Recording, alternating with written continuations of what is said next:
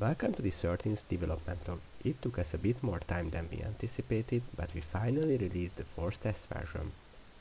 It's more than what previous test versions were, which were only showing different parts of the game. In contrast, this one represents about the first half hour of the game. We did a lot of designing and organizing, starting with the game code itself, up to writing multiple page log dialogues. Let's start with a completely new unit, the militia. They are the most basic unit a player can control, and thus have low attributes and only a few skills at the beginning. However, they are very cheap and fast to recruit. They have basic movement and one attack animation, which may be extended in the future. Finally, after a long time, Robbin Goblin has its first on music. Currently, the warm-up theme and another short-term one is finished, but Gambor will still compose new ones in the future. Although it was his first time of creating music to a game, I think he did a great job and it fits the game perfectly. I also plan on uploading them to IndieDB as well as to YouTube in the near future. I was not satisfied with how a lot of system worked and how there were several bugs, so I did a lot of coding and rewrote at least half of the game itself. I will not go into long details, only summarize the most important ones.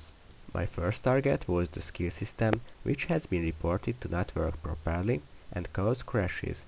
I created a new, more stable one, which also makes creating more detailed skills easier for me.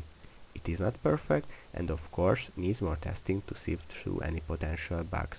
I also spent some time on the AI. The enemy's behavior is similar to what it was before, but with some improvements. One example of this are the goblins.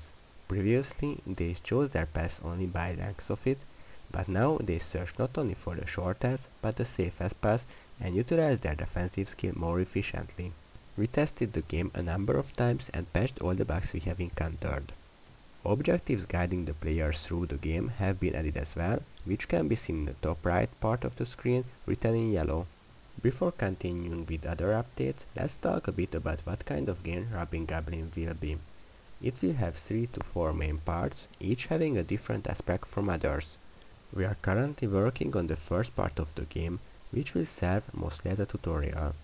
As a tutorial, it will have a linear gameplay, however, that will slowly change in the second part. Even though the player will not have many free choices early on in the game, in my opinion, the interesting and funny story, we hope you like it, and the fast pace of the game will compensate for this. The dialog box has been also re-added, slightly modified. With this done, we spent some time reworking the game story itself and writing the outline of the new dialogues as well. After finishing the outline, a lot of work went into translating it into a proper dialogue. We intended to make a light but interestingly funny story which will not be secondary to the gameplay. Some parts of it are a bit cheesy and cliché, but it's intentional as the game is aimed to be partly a parody. The tutorials to the world map have been added as well. When playing a game, I really dislike when there are no or few but lacking tutorials, so I try to include a lot of them in Robbin Goblin. I spent a lot of time redesigning the combat system as well. The previous formula is not valid anymore for calculating the damage of the units, and most of the units have different attributes compared to before. There is still need for balancing, as the battles might be a bit too easy in the current version. With this, I think I covered all but the minor updates and bug fixes.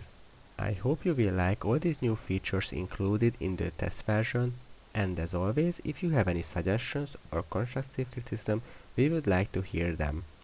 The next development log will also bring a new test version, which will be a milestone in the development of Robbin Goblin.